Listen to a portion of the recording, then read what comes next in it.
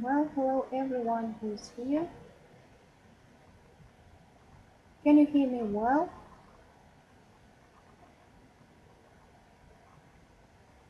Welcome to our webinar today on the gerund. Can you hear me?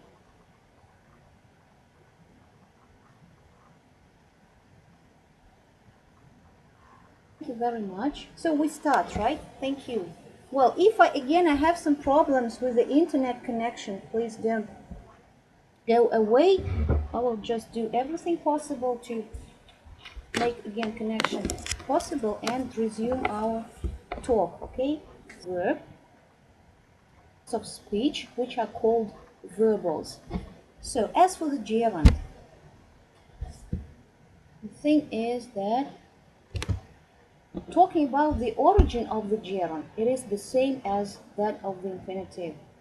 Well, in Old English, it was some specific noun which had some verbal features.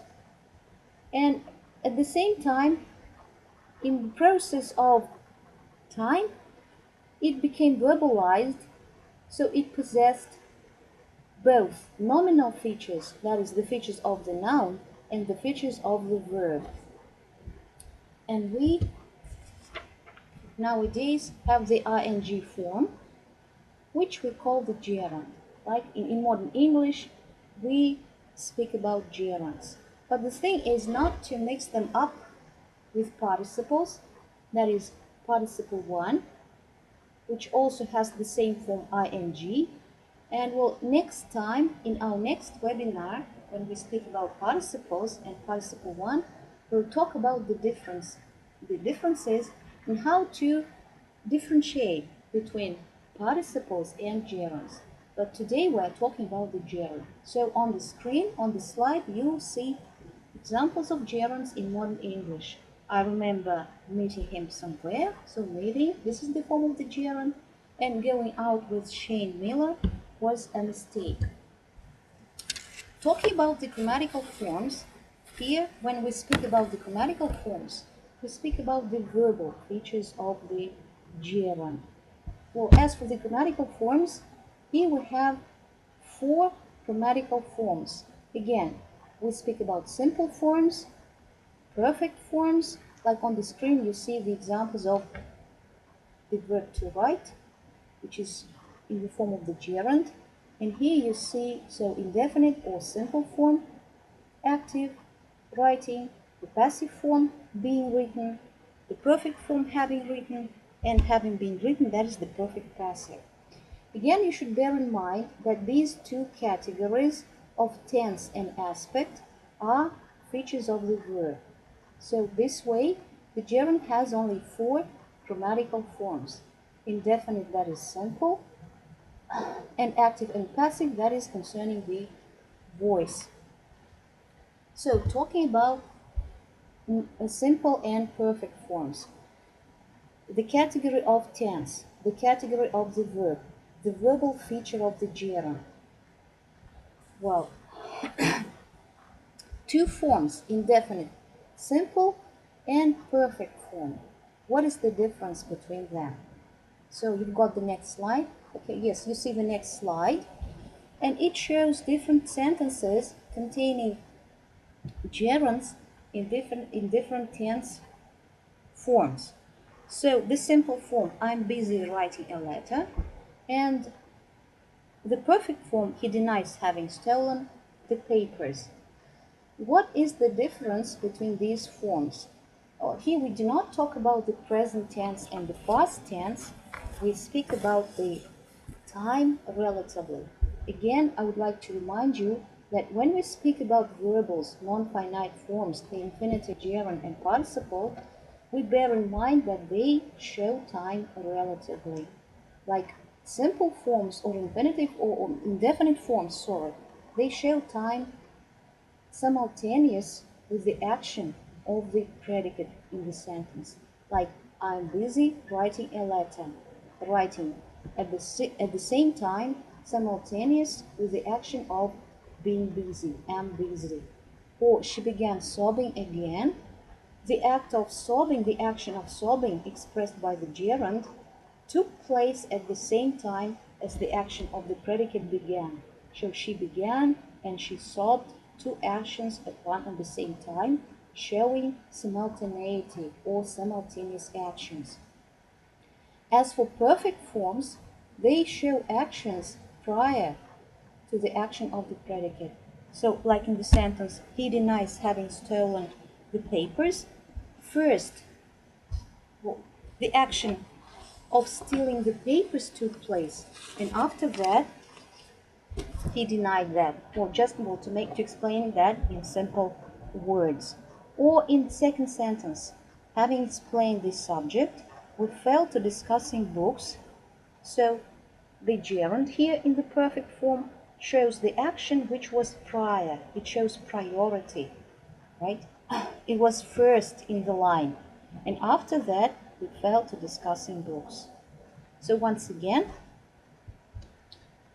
time is shown relatively with the help of simple forms showing simultaneity or simultaneousness, and perfect forms which show priority, prior actions. So sometimes you may come across sentences with prepositions like on arriving, he started doing something, or after arriving, outside the parlor door, on hearing my mother's voice.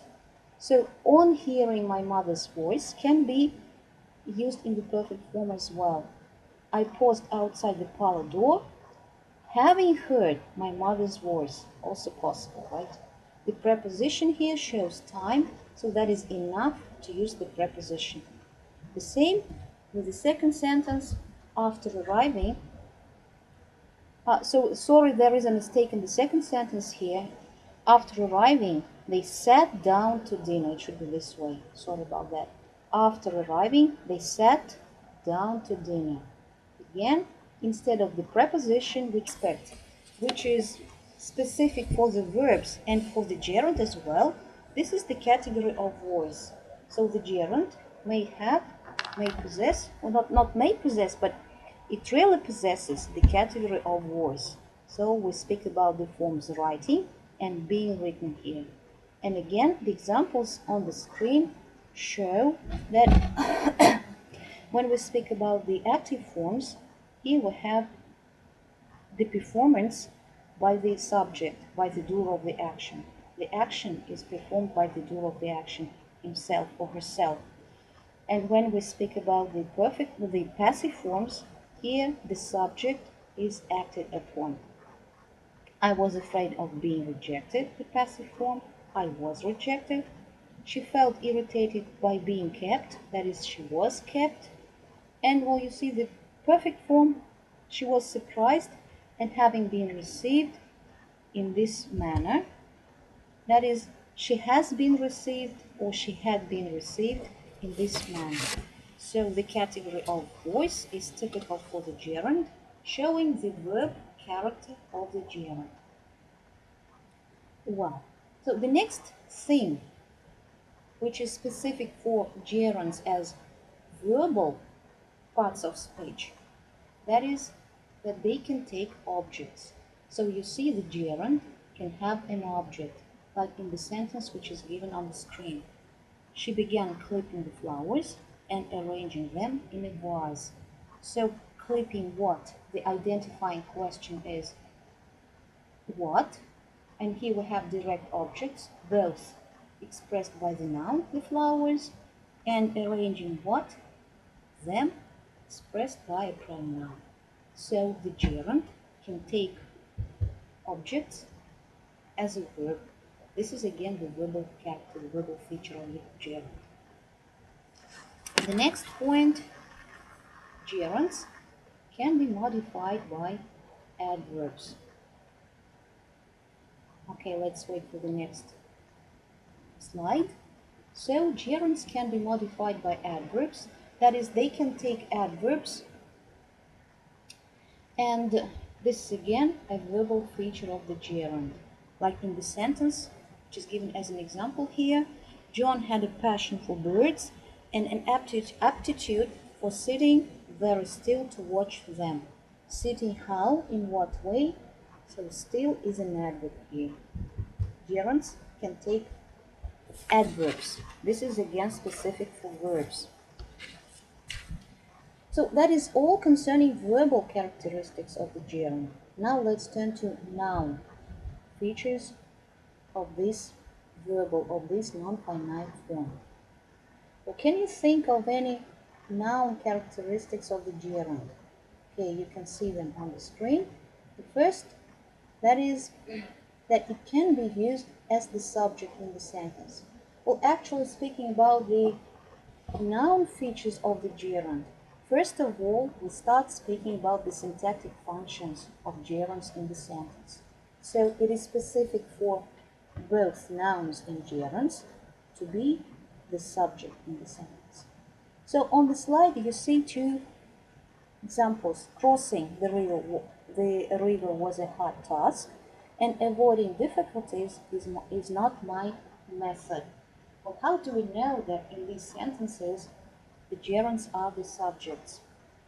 Thing is that they precede the predicates, which are expressed by the form of the verb to be, was and is. So subjects precede predicates in nouns.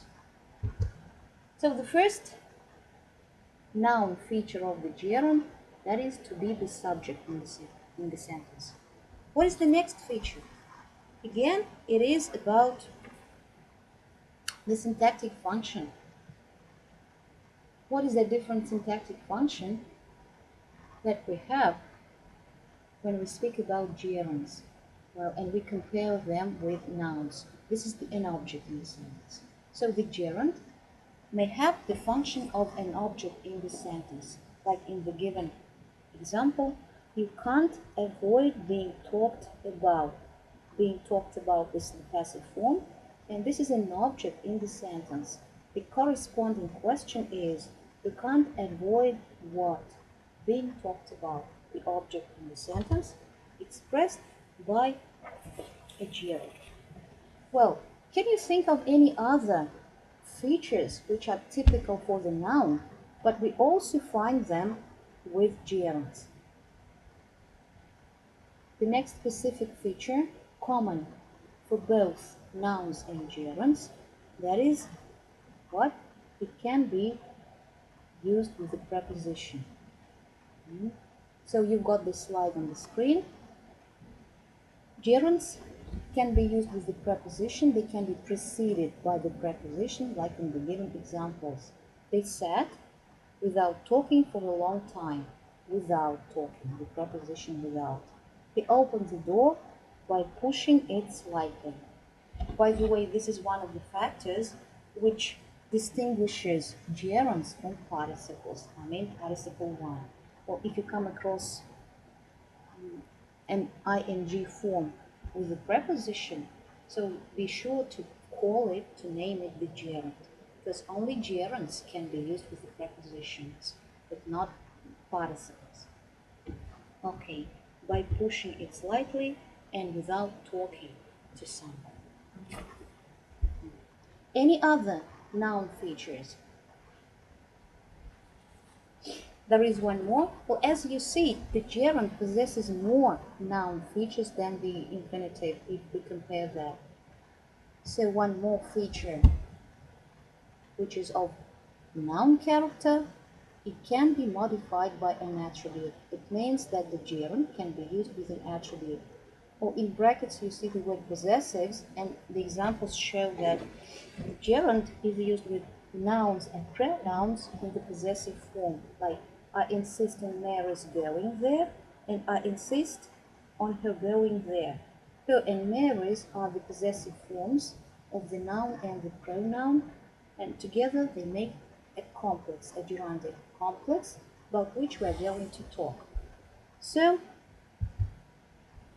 now let's practice. But before that, again, enumerating all the verbal features of the gerund. Here we speak about categories like of tense and of voice, right? Well, taking objects in the sentence, Well, as for nouns, here we have syntactic functions, specific for nouns like the subject and the object, and being used with prepositions. Well, the possibility to be modified by attributes, well, and to be modified by possessive nouns and pronouns. Now, as for practice, on the screen you see sentences. Try to translate them using the gerunds, right? Again, here we talk about the syntactic synonymy. It means that you can translate these sentences in different ways, using infinitives, using complex sentences, but this time let's try and use gerunds. So what about the first sentence? Please write down your variants, type your variants in the chat, and then we'll discuss them, okay? So again, I will ask you to take three, this time let's take three sentences which you like, and type the English variant of these sentences. Choose which you like. And after that, we'll discuss those variants which you have, okay? So welcome, please. You can start. Type the variants that you have. Like the first sentence. Я понимаю, что спорить с ним сейчас бесполезно. What are your variants for this?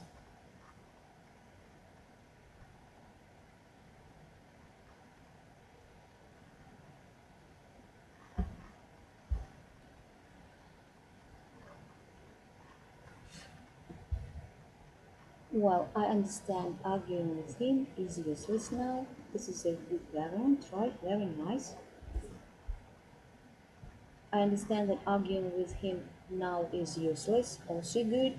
What we also can use here the introductory it and start the sentence with it.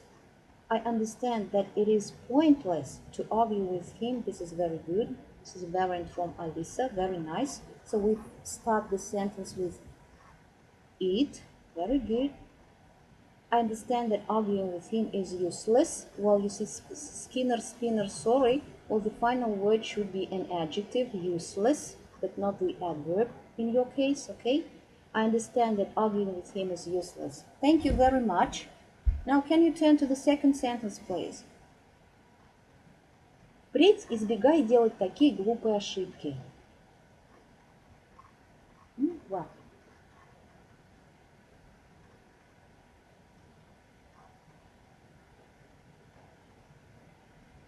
Впредь. In English, that is what concerning future. In future. So what about the second sentence? Впредь избегай. So here we have a variant. They went without stopping for several hours. That is sentence number 3, and we have a variant from Guzel. Thank you very much. They went without stopping for several hours. This is good, right? Or they were going without stopping, also possible in the continuous form. Well, going back to the second sentence. In the future, you speak about real future, planned future, the future that you dream about. But the phrase in future without the preposition, without the article in future, it means впредь, на будущее, like kind of warning, right? Thank you.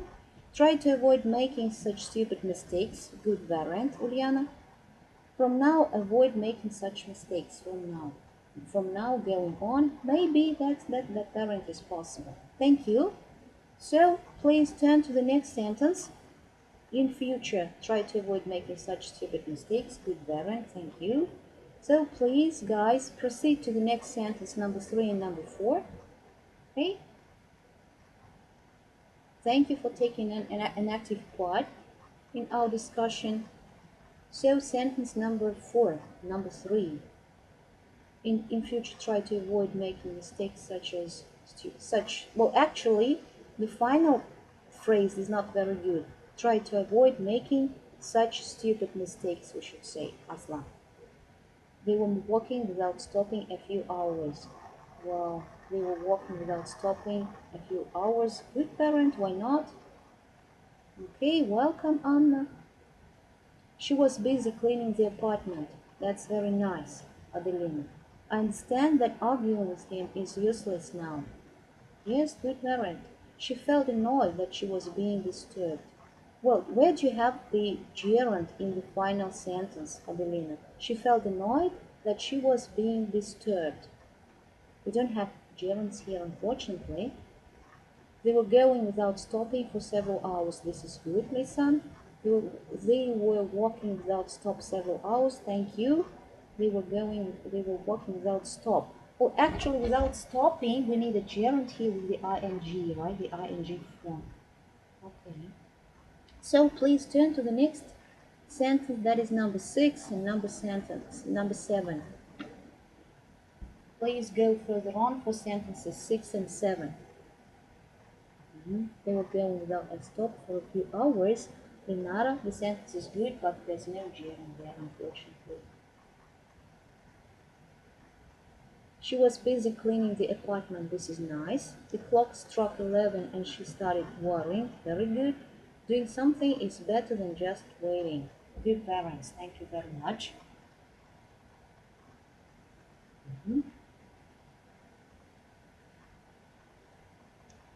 All right. So let's wait for some more variants. And after that, we'll proceed to the next sentences. Okay. So please take the final sentences 8, 9, and 10, please. The variants of sentences 8, 9, and 10. Делать что-то лучше, чем просто ждать.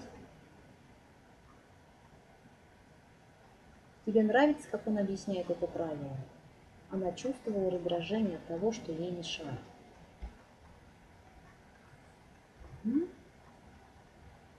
Okay.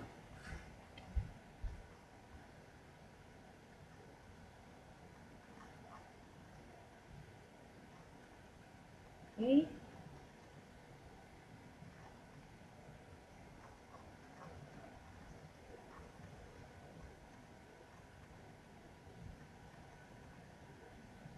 Тебе нравится, как он объясняет это правило? What about this? Она чувствовала раздражение от того, что ей мешает. Doing something is better than waiting. Good, thank you.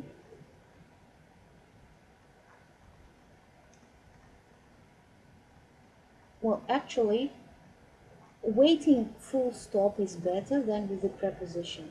But the preposition needs some kind of noun, you see.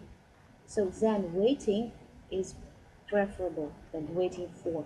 If we have waiting for, we need to complete the sentence with waiting for someone or for something and so on. Do you look how she explained it? Or do you like, I guess, do you like how or if it is she is explaining, then this is participle 1. How she is explaining this truth. And this variant is not correct grammatically, right? It should be she is explaining and with participle 1. Yes. It's better to do something than just waiting for something.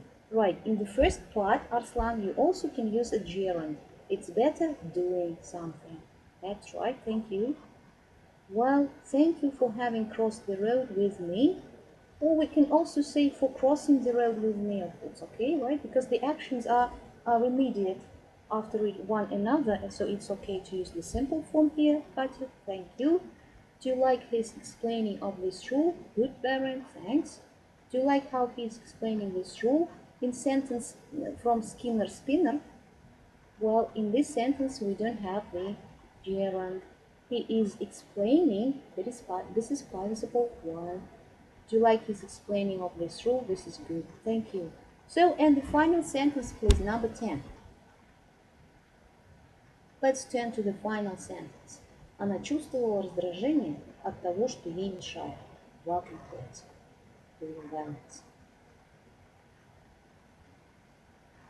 Yes, good variant, exactly. It's useless calling them on such a late hour. Or actually, when we speak about time, we use the preposition at such a late hour, okay? Doing something is better than waiting. Do you like his explaining of this rule? She felt irritated because something was disturbing her. That's right. Can we say she felt irritated? Lisa, she felt irritated. It should be for being bothered. Good, very much right. For being bothered, here we have a gerund, right? She felt annoyed. She was being bothered. Well, in this sentence, again, we don't have a gerund. She was being bothered. Being bothered, this is participle 1. Alright, so next time we'll talk about participles and you will see the difference. Thank you very much for this. Now I will show you sentences how I did that, but we'll do that very quickly, and we'll proceed to the next topic, that is the functions of the infinitive, or sorry, of the gerund. Okay. So you see on the screen now, you see the examples, sentences, my variants, how I translated them, but your variants were very good. Now let's turn to the next point, that is the functions of the gerund. Well, in the sentence, the gerund can have different functions, beginning with the subject and finishing with adverbial modifiers of different types. So the subject in the sentence, again, how do we identify different parts of the sentence? By asking questions and by just knowing some specific rules for the subject and the predicate. Subjects and predicates, they form specific relations, and or usually in standard grammar, subjects precede the predicates follow the subject, and this way we try to identify all words in the sentence. So the gerund, the first common syntactic function or syntactic role in the sentence, that is to be the subject. In the example shows talking means, what is that? Talking means no holes, that's the idea, sorry. Talking means no holes, yes. So being part of the predicate, the gerund is used in this type of sentences. Your task is looking after the children. Your task is looking after the children. Here we can substitute the gerund with the infinitive. Your task is to look after the children. So this is not a participle. And at last he stopped talking. You see, talking again is a gerund. Objects, gerunds as objects. She couldn't help laughing. The corresponding question is, she couldn't do what, or she couldn't help what? Laughing. And he was accused of stealing the money. He was accused of what? Stealing the money. Gerunds can be attributes in the sentence. Do you like the idea of staying here longer? The corresponding question is, do you like the idea of, not of what, but what kind of idea, right? What kind of idea of staying here longer? And the adverbial modifier of different types.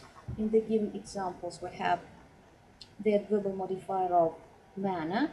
The day was spent how? In packing. In what way? In packing. And in the second sentence, we have at hearing the knock, she went to the door. That is when, the adverbial modifier of time. Hearing the knock, that is at what time? At hearing the knock at the door. Okay. So, actually, let's do it this way. Before we proceed to the next point, the difference between the infinitive and the gerund, let's do the following thing. I will ask you, so we'll just go back to the slide with functions of the infinitive, right?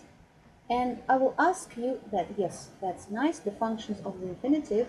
Now please give examples of your own where the gerund plays different syntactic roles. Like, for example, the subject, or part of predicate, or object, attribute, adverbial modifier. Please write down the sentence and somehow show that this is the subject. I mean, the gerund is the subject in the sentence, or it's an object in the sentence.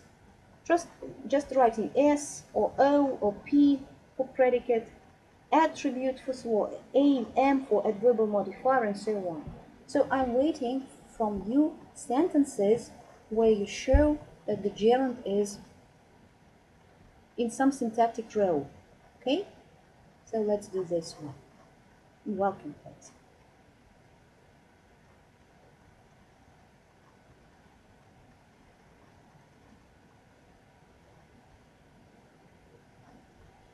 Swimming is good for your health. Very nice, Lisa. You were the first. Congratulations. Very nice. Swimming is good for your health. Good. This is what, just show somehow that this is the subject, right? Just finishing with S or with the initial letter of the syntactic row, okay? She felt irritated for being bothered. What about this? She felt irritated for what, right? This is, well, this is what she felt irritated for being bothered. This is object, right? Thinking this way is a horrible thing. A mistake. Yes, Kata, that's true. This is the subject in the sentence. Very good. That's nice. Taking care of your health is important. Subject. That's right. Good. Well, what about attributes and adverbial modifiers? Objects. Participle, predicates. Nice examples of subjects.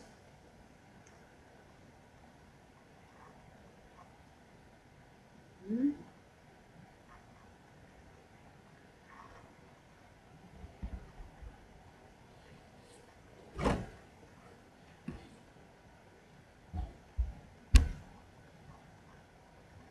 you think of becoming an interpreter?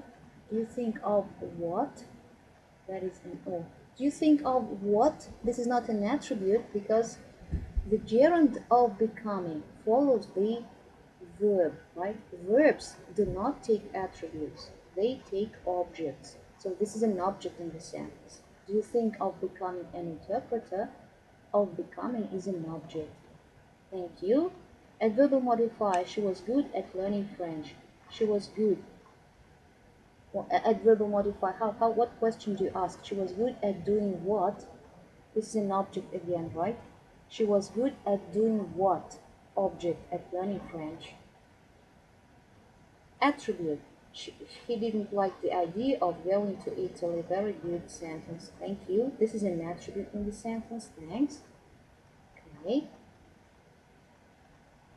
Just some more examples, and then we'll turn to the next slide, comparing the infinitive and the gerund. Okay.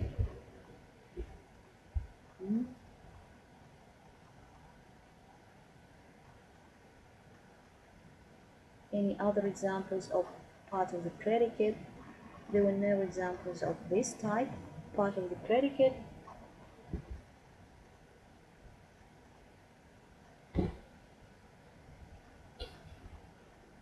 Okay, thank you. Let's turn to the next slide. Please look at the slide here. We compare the infinitive and the gerund.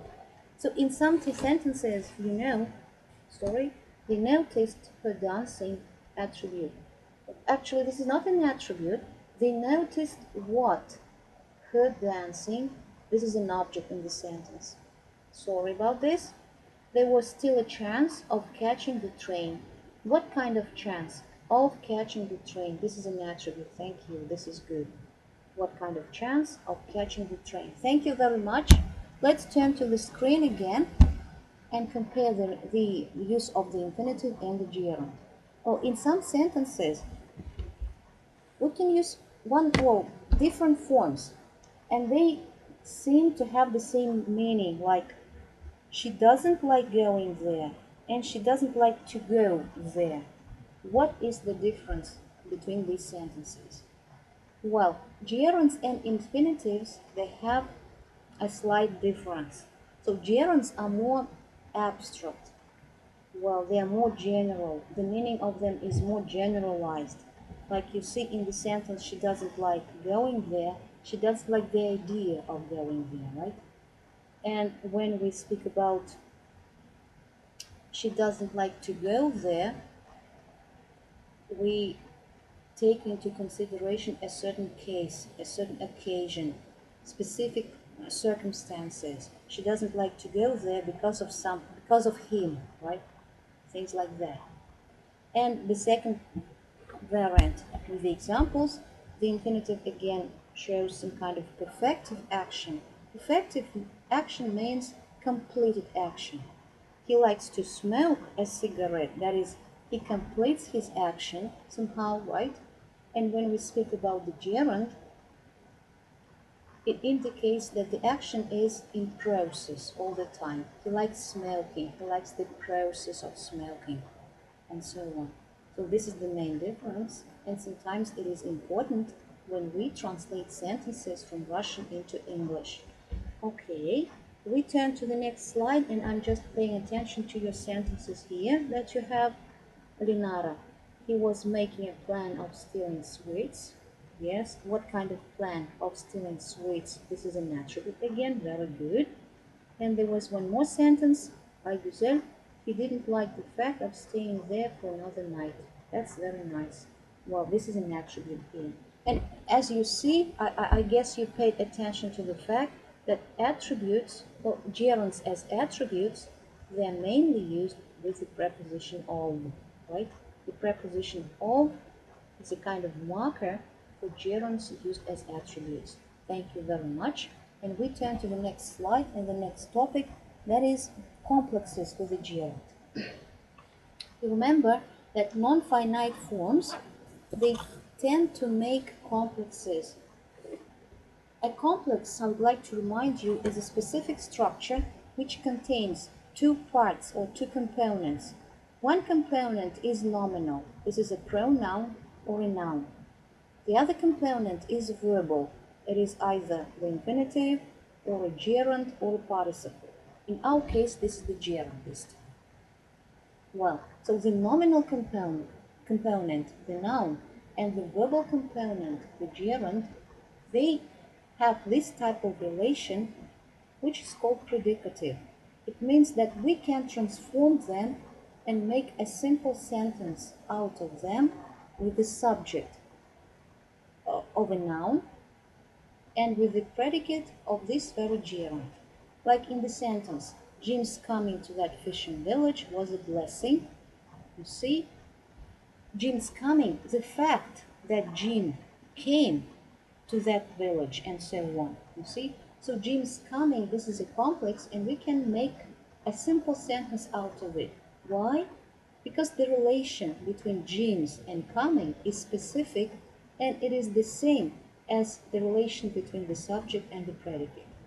So these types of construction, these types of structures are called complexes. So, and gerundial complexes, they are called gerundial complexes. They are not classified according to different types.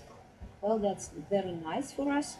But we can distinguish them by their function in the sentence. So gerundial complexes can be subjects in the sentence, like in sentence number 1, Jim's coming was a blessing. They can be part of the predicate again, like the main thing is they're arriving in time. The main thing is they're arriving. Again, we can transform that into a simple sentence. The main thing is that they arrived, or they are going to arrive, or they will arrive in time. The main idea is that we have the subject and the predicate union here. Number 3, I remember my brother-in-law going for a short sea trip. So gerundial complexes can be objects in the sentence, I remember what? My brother-in-law going. So in this complex you see that the first component, my brother-in-law, is not in the possessive case, my brother-in-laws. But it's possible in modern English, it's possible to use this form, just the noun, in the common case. Number 4, there's no sense. What kind of sense? In your staying here. The complex is an attribute, can be transformed into a sentence. There's no sense that you should stay here. Something like that. Sentence number 5. On my rising in the morning, my preparations were soon made. the adverbial modifier of time. When, on my rising. And again, we can transform this complex into a sentence. When I rose in the morning. See, things like that. So these are complexes, and it would be very nice if you could identify gerundial complexes in sentences. Well, if you don't have any questions, we'll turn to practice again. Here on the screen, you see sentences. Try to translate these sentences using gerundial complexes. Okay?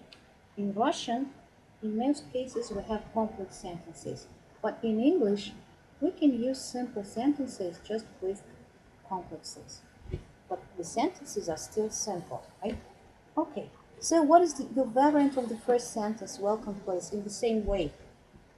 Choose two sentences. Two sentences will be enough. Choose two sentences and translate them. And I will make comments on your translations again, this the same way. The welcome place. Try to use complexes, these specific structures.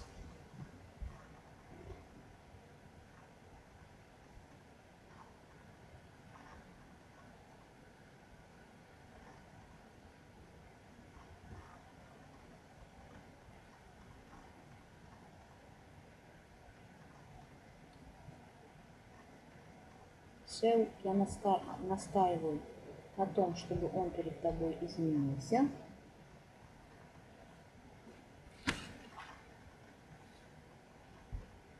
Он никогда не упоминал о том, что вы вместе учились в школе.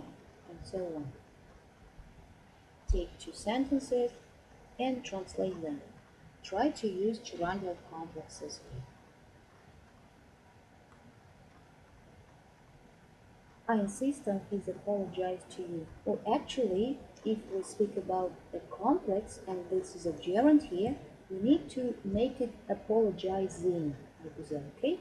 I insist on his apologizing to you. This is the variant with the gerund, okay? I insist on his apologizing to you. Good. I insist on his apologizing to you. Yes, that's right. This is correct. What about other sentences?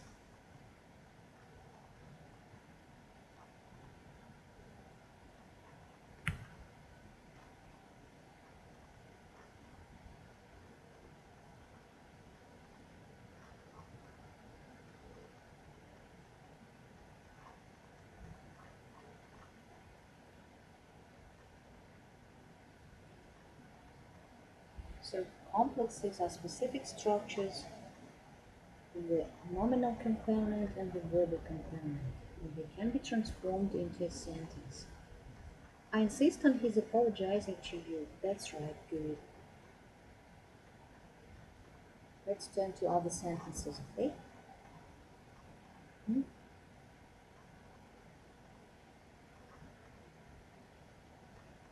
I can't think about his betraying. Не могу думать о его предательстве. Yes, that's right, good.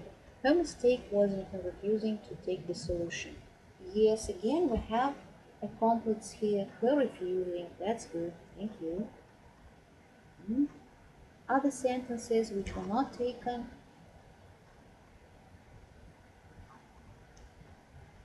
Number 5. Я помню, как он однажды спросил меня об этом.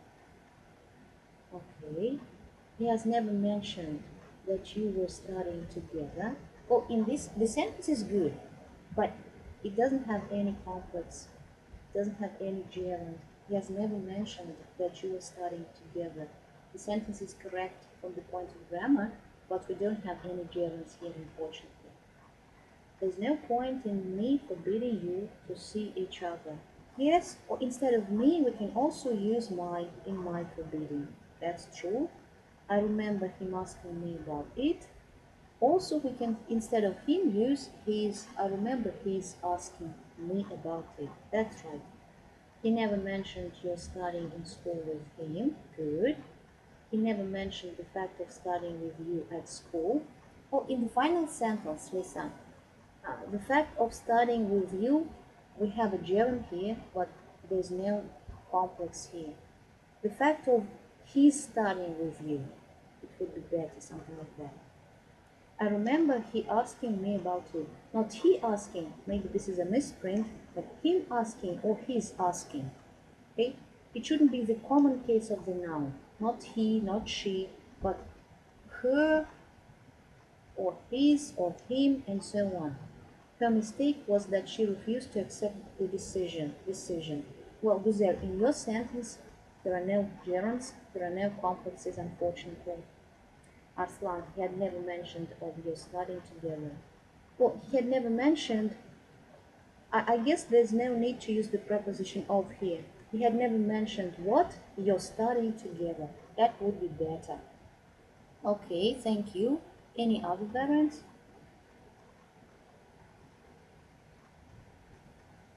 Okay, I guess we covered all the sentences here. He has never mentioned of you studying in the school together. He had never, sorry, he has never mentioned, well, we don't need the preposition of. You study in the school together. That would be better without the preposition of. All right. So I'm waiting for some more sentences to arrive, if there are any. Okay. All right. So, have you got any questions concerning the gerund, specific features of the gerund?